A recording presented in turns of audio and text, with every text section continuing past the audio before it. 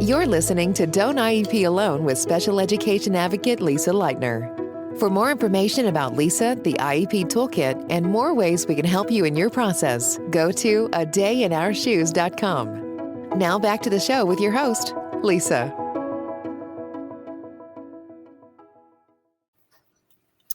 Okay, welcome everybody. We don't have any viewers yet, but that's okay. Wait for this to show up on people's feeds. Come on.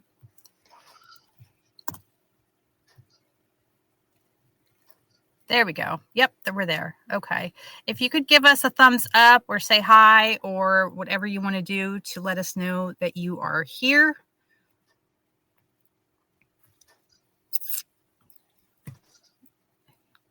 Good. My closed captions are working. All right. We are good to go. In order to be mindful of everybody's time, because I know this was last minute, and I certainly appreciate our guest, Laura Hennigan, who I'm going to introduce in a second. But to be mindful of everybody's time, since it is a work day, we just want to kind of jump right into it. Couple of things. First of all, Laura Hennigan has been here several times before. She's an attorney in Connecticut for parents. You want to introduce yourself, Laura? Sure. Thank you for having me here today. As Lisa said, Laura Hennigan. I am a parent attorney in special education. I came to this because I have my own children with disabilities, and after navigating the process with them, mostly successfully, I realized that there were some other people that I could really kind of help through the process. So happy to be in Connecticut, where we have a very robust group of attorneys and advocates that really support each other. So, and Lisa and I connected a few years ago, and I'm always happy to contribute and also learn from her. So thank you. Thank you. And I learn a lot from you. So before we jump into people's current concerns, and while we're still waiting for people to connect, it's a nice segue for you to join us, because it was almost 5 years to the day that Laura and I started doing these. And of course, if you think about 5 years ago, February, it was actually March or April. But of course, we were talking about the pandemic. So as we proceed through the next several weeks, months, years, I want to remind everybody that sometimes we get so focused on the mountains in front of us that we forget to look behind us and look at the mountains that we've already climbed. And it seems like such a distant memory, and it was only 5 years ago, when you think about how fearful we were during the pandemic. And those of us who have medically complex and medically fragile kids, we were, afraid our kids were going to die and like all this stuff. And, we made it, right? We made it through the other side. Sure, a little bit of wear and tear and a little bit of skill regression and other things, but we did make it through. So I just want everybody to remind yourselves of that, to look behind you and think about what you've already overcome as we proceed in the future. Another thing is to, of course, engage yourself in healthy coping mechanisms. I'm not going to tell anyone, what to do or how to live your life, but, alcohol only increases anxiety, and staying up at night and too much social media and doom scrolling and all that does not make you feel better. It makes us, we know this, right? With the science is there, that we know that it makes us feel worse. We know that it makes our kids feel worse. So you want to be mindful of that. Protect your peace. If that means unfriending people, putting relatives on hide, whatever it is that you have to do. Oh, I'm busy, I can't do Sunday dinner, whatever it is that you need to do to protect your peace, please do that. Focus on what we can control. We can control some things, and that's our own advocacy and lobbying output. We can't control what anybody else does. So there's really not a lot of value, and again, in this hand wringing and fretting of what's going on. And please don't let anyone steal your joy. Please continue to enjoy holidays and birthdays and Super Bowls and all those fun things that are going on, despite this chaos, which is purposeful, and it is designed to upset us, and it is designed to overwhelm us. But don't let it overcome you and the joy in your life that you have with your kids. And lastly, and we're going to talk about some specifics, but pace yourself and do some meaningful, not performative advocacy, not arguing with people on Facebook that you don't know, and probably they're bots and trying to change people's minds. And then these people, I get this all the time. Well, where does it say that, or prove it? No, I'm not, you know what I mean? Like, you're not going to believe me no matter what I post. So it's not of good value or good use of my time to argue with people on social media. If you want to use it as an advocacy tool, there's certainly some value in that. Keep it simple, state facts. We're asking people to do this: call, email, write, visit, whatever it is, and just state what it is that you want people to do and why, and not engage necessarily in all these meaningless debates that have been going on, particularly in Facebook and Instagram for 15, 20 years now. So with that, we wanted to jump in. I guess the number one thing on people's minds right now, I know, is the U.S. Department of Ed thing. I will post the link again later, but if you remember, I had former Senator Casey's disability policy director on. We did a Facebook Live back in November, and we talked about the potential of this happening and what that might look like and how it could happen and all that. And now, of course, the rumors are getting, what's the word I want to use for? Like, it feels like it's more imminent, I guess, and not just it could happen. It sounds like it could be more imminent. So I don't know, Laura, what do you want to say about it? Yeah. So the first thing I want to say is information is constantly changing. So what we think we know today or last week, we might have a different position tomorrow or more information on. So it's really good to, I'm totally with Lisa. I am off Facebook. I am off Instagram. I'm trying not to doom scroll or watch, perpetual news or things. At the same time, you need to stay informed. And I think that there's, you have to find a balance there. And I think the other point that Lisa made I want to talk about is we have been through a pandemic, and we've also been through other times in our country's history where there's a lot of civil rights upheaval and different parties at play that maybe, were not things that we would have been looking to happen. And kind of here we are again, and we came through and we survived. And so this is not the first time that the Department of Education has kind of been on the chopping block. It was one of President Reagan's top things that he was trying to accomplish, and he was unable to. I think that the players are certainly different now, which adds a different element to it. And, is it possible? Technically, legally, no. I mean, the IDEA, Title I, the things that we're talking about were created by an act of Congress, and therefore to undo them should be an act of Congress. But the rules are not necessarily being followed. And when we talk about Title I, we're talking about low-cost preschool Head Start programs, things like that. And when we're talking about the Department of Education, where many of us are really concerned, is the Individuals with Disabilities Act, which is the primary federal law that covers children with disabilities and special education related services. So the possibility of that going away, I think, exists in some realm. And we have to, kind of talk about it and prepare and know what that looks like. Do you want me to keep going, Lisa? You want to? Yeah, no, go ahead. So, if that were to happen, I think we need to know that doesn't get rid of all of the protections that people have for kids with disabilities. There are other laws that still will exist. Section 504 is under a different law. It's under the Individual Disabilities Act, which, as far as I know, has not been talked about being rescinded. And the Individuals with Disability Education Act, they can't just get rid of that by getting rid of the Department of Education, right? The law still exists. It might find another home under another agency, and it has been under Health and Human Services previously, before Department of Education was even created. So it has to live somewhere. And I think where it can really be affected is in the funding. Federal funding has never been at the level that it was allowed to be under federal law. I think it could have been up to 40% of special education costs could have been allocated by the federal government. It has been historically 12 to 14% at the highest. So we've never really fully looked at it. We've also had some other protections for discrimination under disabilities through the Office of Civil Rights, OCR. Unsure exactly how, those are going to be affected moving forward. But we've also got a lot of state law and regulations that happen in each state. And as I said, the IDEA can't go away, and that law will still be in effect, and states have to follow the federal law. They can make things a little more restrictive in terms of rights, such as the federal law says 45 days. The state can require things in 30 days.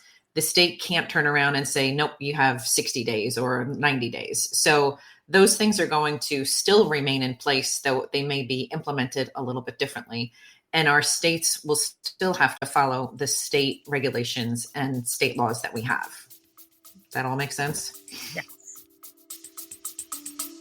We'll be back after a quick break.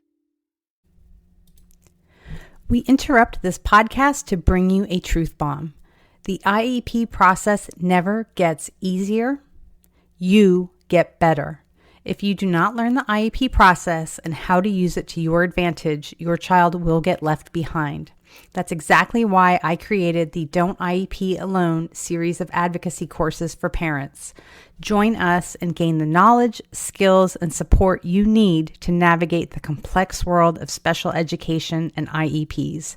Visit adayinourshoes.org for more information.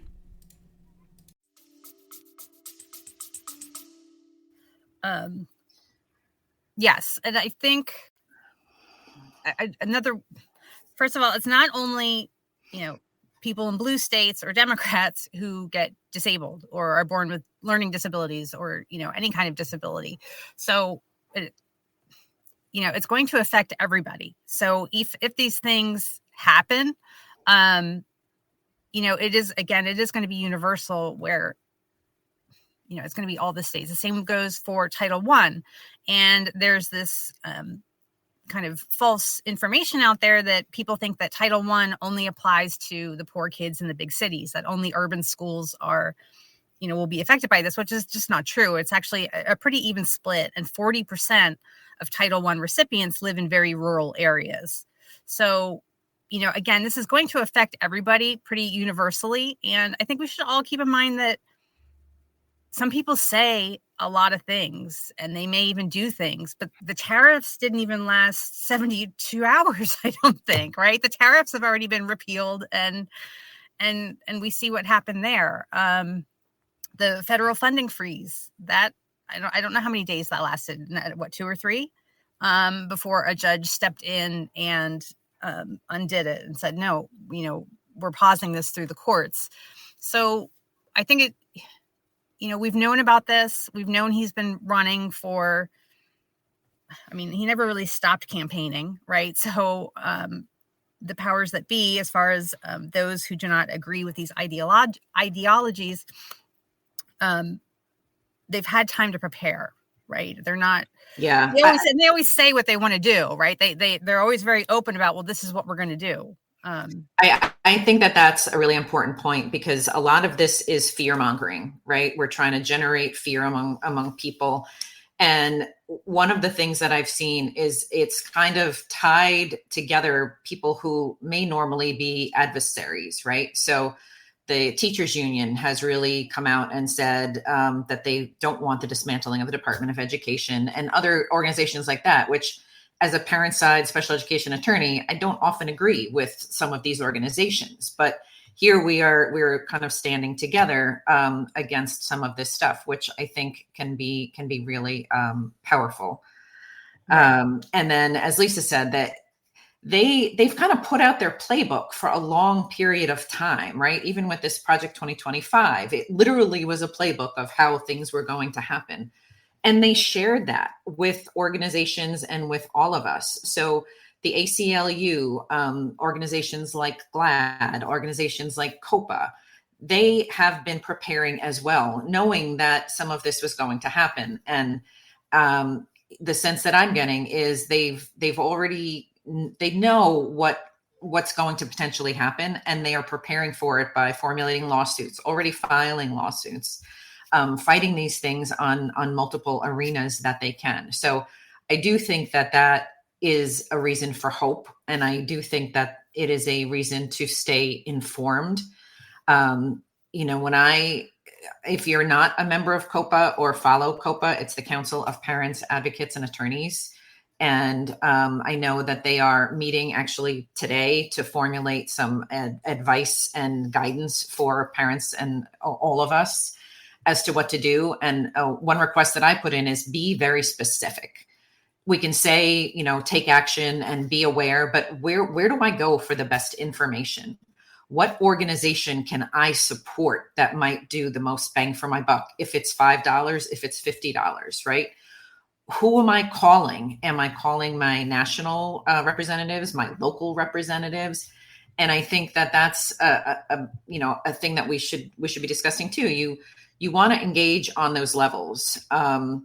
You want to, if you haven't been to a PTA meeting, if your district has a special education PTA, PTO, are you a member of it? Like that's kind of the grassroots level of where we have these discussions. And that's going to filter up into your school policies because as we mentioned, the states all have their own regulations and state laws, and they're being implemented by the State Department of Education and then the individual school districts. The school districts, I know around here, I was comforted a little bit again that the policies being formulated for the school districts are formed by the attorneys that represent the Board of Education, right? So my counterpart, who, again, usually I don't agree with very much because they're doing their job and I'm doing my job. But on a lot of these things, we agree, and they are advising the boards of education based on the law, not on what the Board of Education feels like doing. So know who is, attend your board meetings if these issues are coming up. Know who is in charge. For special education, the superintendent is not generally the person that knows what's going on from a special education point of view, right? It's going to be the special education supervisor, director of people personnel services. They've got all kinds of different names, but kind of understanding, and I won't be surprised as districts come out kind of with information, hopefully, regarding a lot of these things. But I think that knowing kind of where to look for your information and who to support is going to be really important. Yeah. So I wanted to address Alexandra's comment about, there we go, that this executive order that it talks about, they're acknowledging that only Congress can shut this down, but they can weaken it. And this is something, of course, that we touched on back in November with Michael Gamble-McCormick, the disability policy director, who said the same thing about when we talked about ACA, right? Like ACA can't just go away. And not only that, but it's also very popular, right? Like people like ACA. So, but what they can do is they can defund it and they can do this and they can do that. So yes, that can happen, but those are the specific things that we do need to be reaching out to our legislators about, and using your story and tell your story about, 50 years ago, my kid would not even be welcome in the public schools, right? Like it's not even 50 years because the anniversary of IDEA isn't until November. But, 50 years ago, less than 50 years ago, he could be turned away from the schools. So we have to tell that personal story and why this is so important to us. And again, you have to be familiar and knowledgeable of what is going on with your state, because not every state gets it right as far as special ed, and some are better than others. And so you want to be contacting those state education people as well. Every state legislature should have an education committee of some kind. And you can reach out to them and say, hey, I'm very concerned with, weakening the protections of IDEA and who's going to oversee it and all these other things. And my child relies on this and so on and so on. And again, pacing yourself and making this more meaningful advocacy. Not a lot of people reach out. and I can say this as someone who's been visiting her legislators for the better part of 20 years, I can't even tell you how often I go to someone's office and they go, oh, well, you're the first person who's talked to us about this. So, I mean, that's going to have to change, or we should expect to be kind of overtaken with this kind of stuff, right? Like if we don't fight for IDEA, it might just go away, but just kind of channel that energy. We're not going back, right? I've met moms whose kids were turned away in the 60s and 70s from the public schools. And we're not going back. I don't see it. I just don't see that happening. Yeah. And I think if you don't know where to go to get that, first of all, don't go to the U.S. Department of Education website, because it has been completely revamped. Mm-hmm. And when you read it now, it's just a completely different set of a narrative than what it was a couple of weeks ago. So yeah. It's not a valid place to get your information. And if you don't know where to get your information, honestly, I'm not 100% sure right now where to get my information, right? It is really confusing. As Lisa said, like talk to your local and your national Congress people, senators, legislatures, all of those. Connecticut, we're lucky. We have a couple of organizations that are Connecticut-based that really focus on legislation. I don't know if all states have that, but some states may. And probably a good way to find that out is, again, I'm going to refer to COPA. COPA has a list, geographic list of attorneys and advocates. Find one in your state, call them and ask them. We are really nice people for the most part, right? Because look at what we do. We're trying to help people. So if I got a phone call that said, listen, I don't know where to get my information, could you help me? I would absolutely engage in a conversation with that person.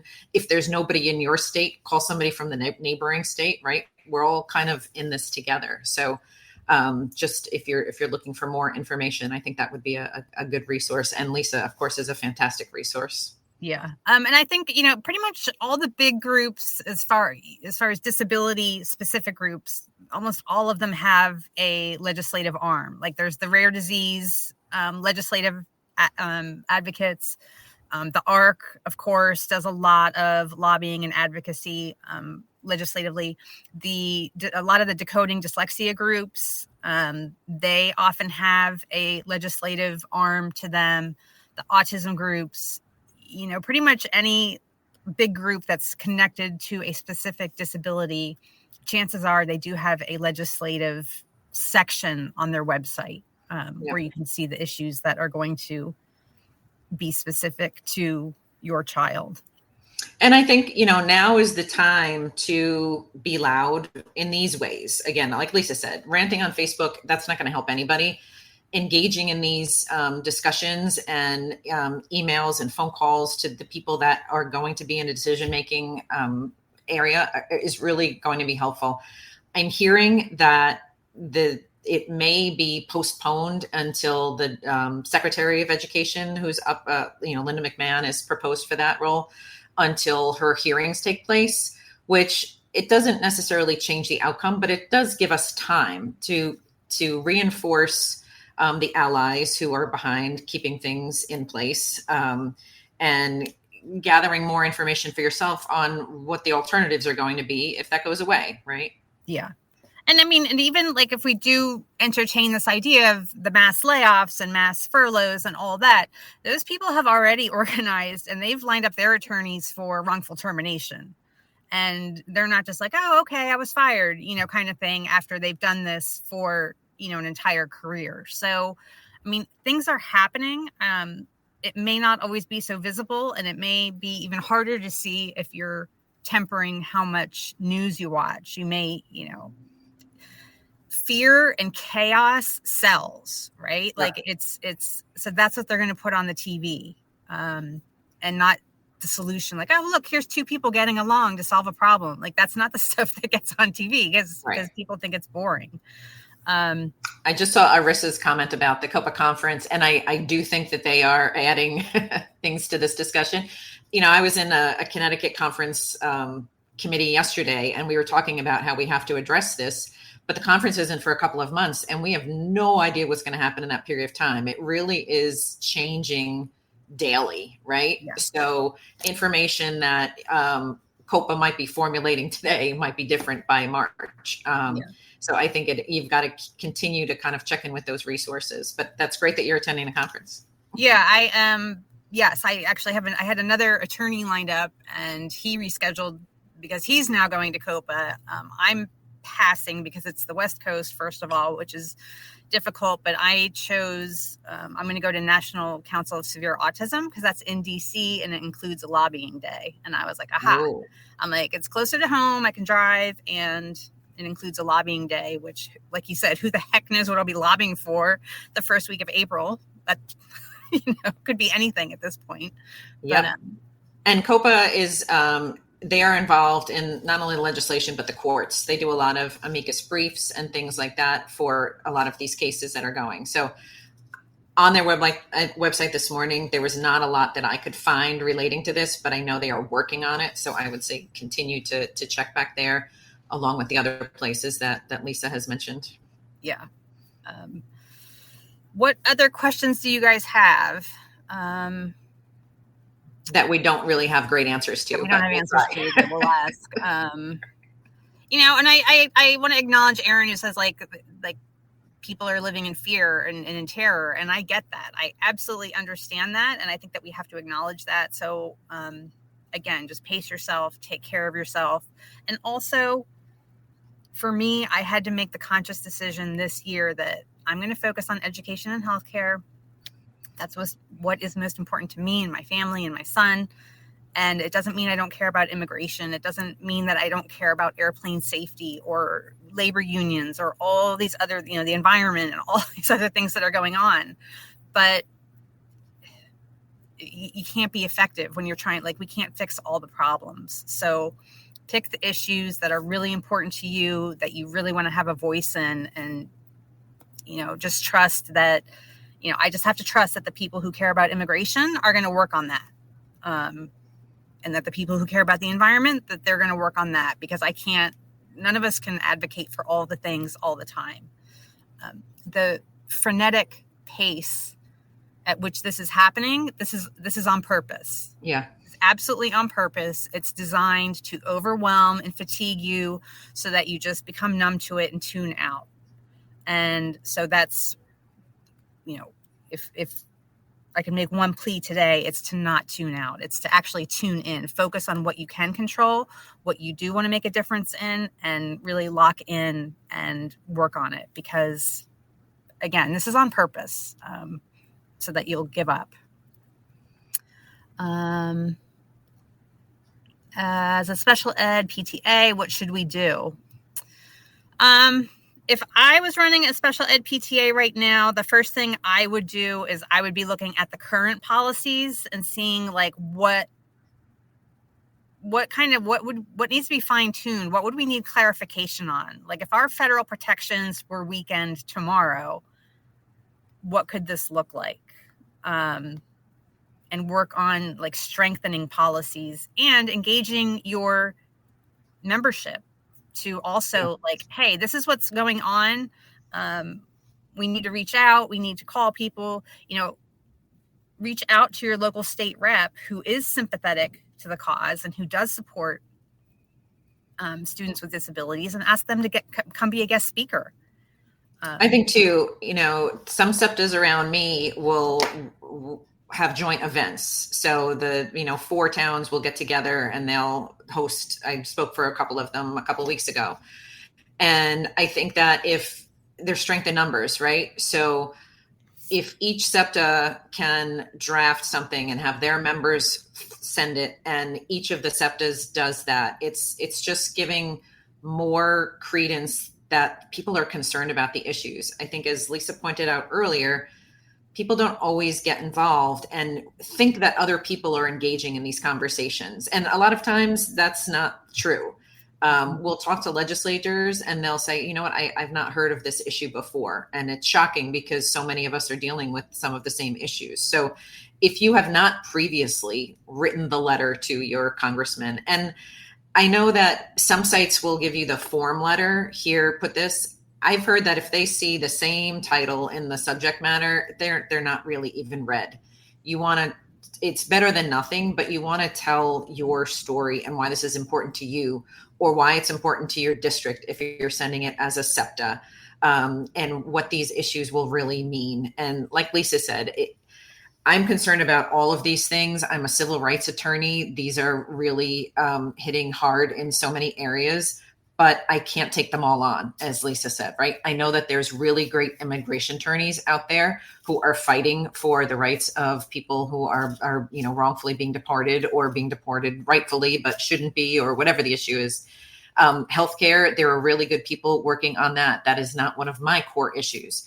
It is one of Lisa's, so she's delegating her time to these issues. So kind of figure out what your issues are. I have a lot of LGBTQ clients, and they are in terror. So where can your energy go, and how much do you have it? Because as was mentioned, it's feeding on chaos and trying to cause it.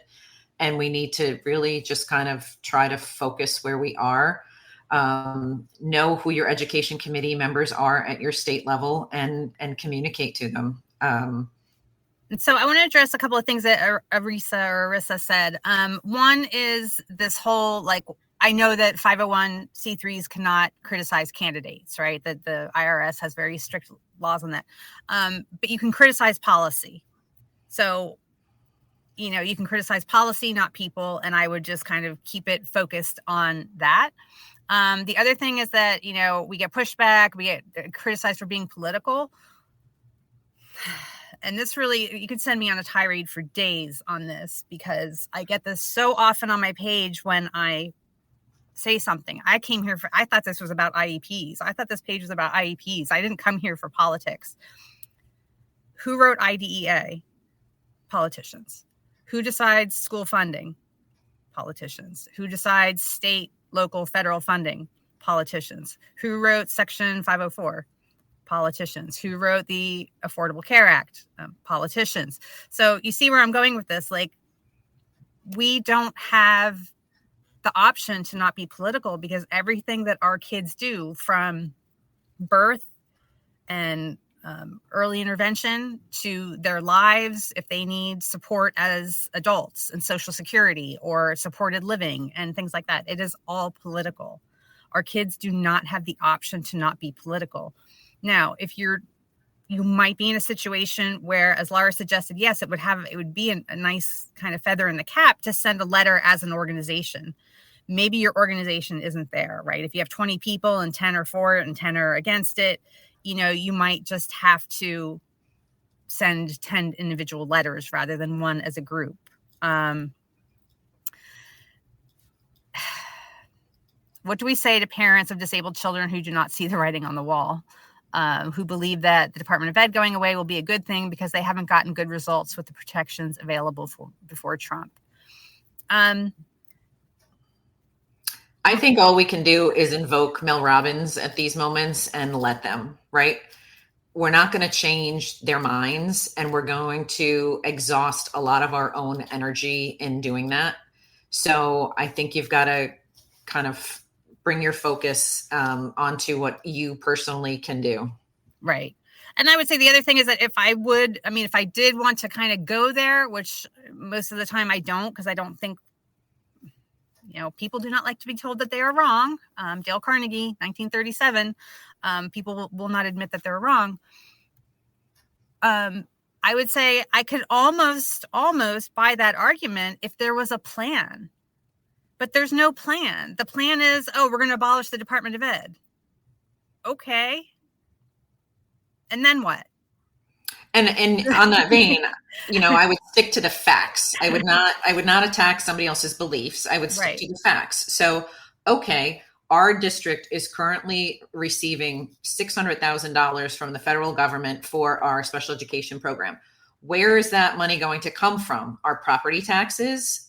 Okay. What do you think about, and I wouldn't even engage in what you think about that. I would just be factual with, if it's not coming from one place, either the services are going to suffer or it's going to have to come out of somebody else's pocket. Right. And I think that kind of language may not convince them, but you're approaching it from a factual perspective, not attacking their core beliefs. Right. Right. And there are so many policy decisions and policy ways you can attack it. Medicaid tends to pay for school nurses and school counselors. So you could look that up, like, is your district getting Medicaid money for that? Okay. If that goes away, are you going to fire Nurse Smith? Like, who's going to pay for that position? Your related services too. They can submit for, speech language services and occupational therapy services can be submitted through Medicaid. If that goes away, same thing. Who's going to be providing that? Right. And over half of all U.S. public schools receive some type of Title I funding. Okay. So where's that, again, look that up for your district and you can say, well, okay, that's great. But, we've received this much in Title I funding. How are we going to make up that gap? And again, are our taxes going to go up, or who's going to pay for it? Because block grants always means less money. It always, nobody ever institutes block grants and gives more money. It just doesn't work that way. And it decreases over time. Right. Until it's gone, usually. Right. Yeah. Yes, make your voice known. And yes, that's the other thing, is that school board elections are boring and nobody wants to get involved, and they're on these off years and nobody goes and nobody votes. But that's who has a lot more say and input as to what's happening in your school than, any president. So that's where you're going to have to, drum up some candidates, get them to run. And it's not easy. I've had a lot of friends over the years who have run for and served on school boards, and it's a lot of time. It's a big commitment. But it's so important, because what we are finding is that there are groups like Moms for Liberty who have discovered the power of school boards. And so what are they doing is that they have a very strategic plan to run their people in school board elections all across the country, because they know how much power a school board has. I think the other area to really kind of focus too, we talked about legislators and local school boards, your state Department of Education.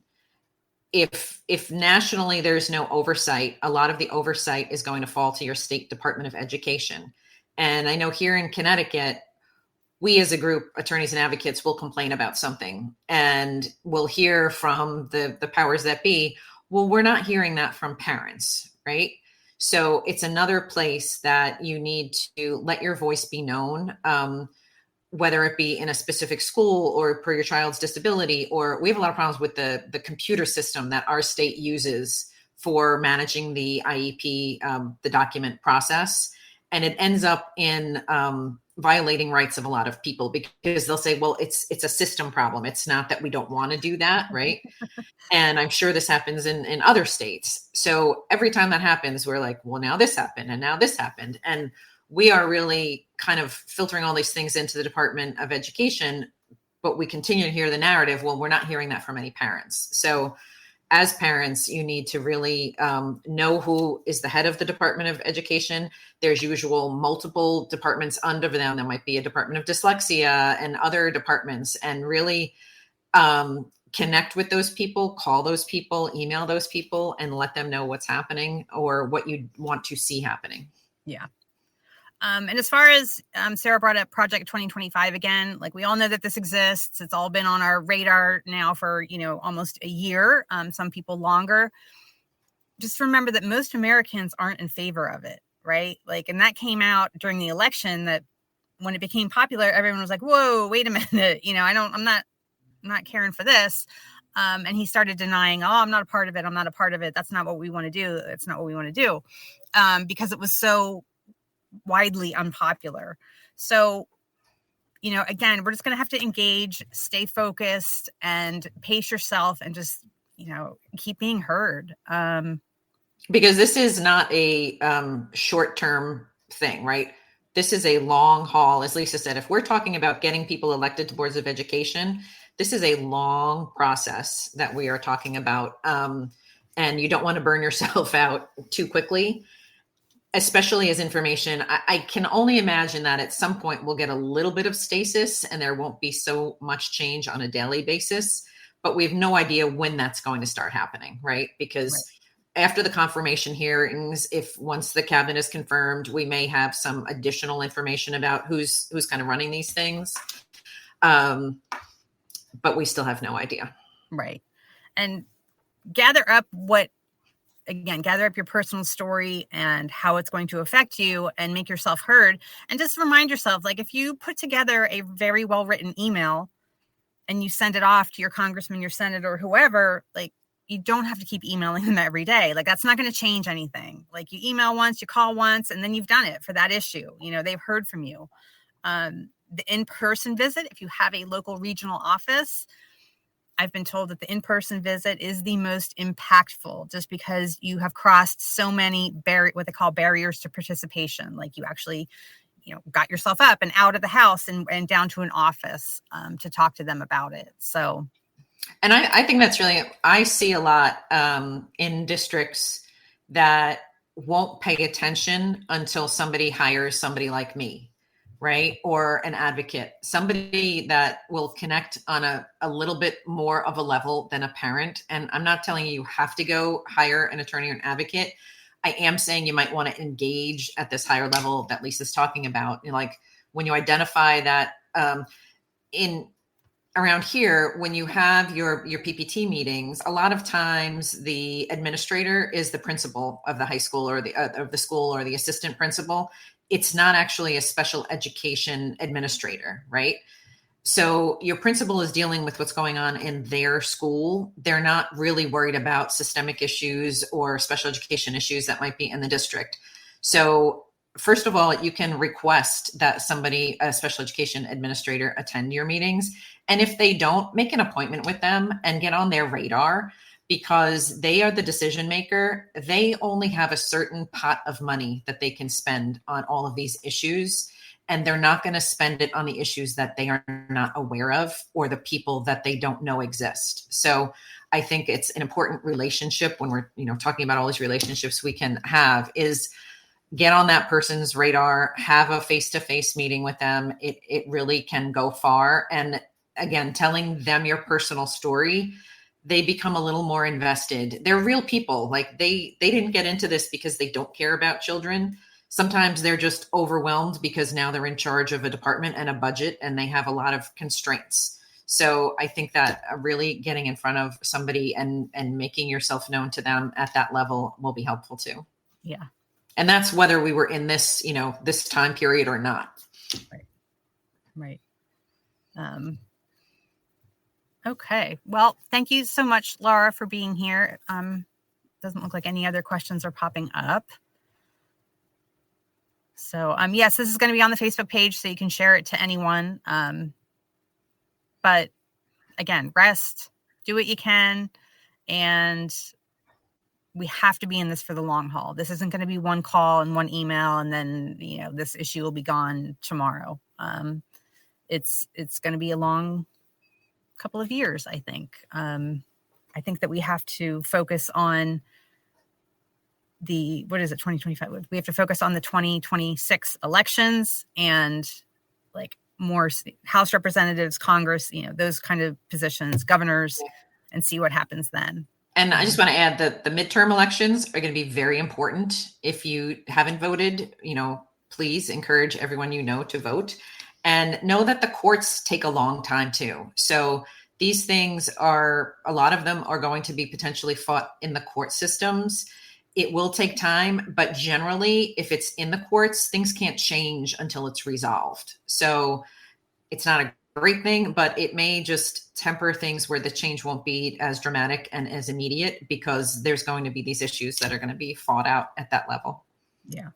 Yep. So just, again, pace yourself. Whenever you see or hear something, just kind of take a deep breath. Again, we have to stop this hand wringing and this gasping and, oh my God, and I have to share this, and I have to, just one example, I saw of course, last week, the bill that was introduced to abolish the Department of Ed. Like, everybody was sharing that, and oh my gosh, more people who are against that bill. We gave that bill so much life because nobody likes that guy in Congress. He has no allies in Congress. And he's introduced this bill before, and it's just kind of like we have to take a deep breath and say, is this for real? Is this meaningful? Because bills get introduced all the time. I know that we have real valid reasons for feeling on edge and reactionary, but that's the kind of stuff that we're going to have to temper, because we can't get mad at all the things all the time, because that's exactly how you fatigue yourself. And that's the goal here, is to fatigue us into inactivity and inaction. So, okay. All right. You guys take care of yourselves and enjoy the rest of your day. Thank you.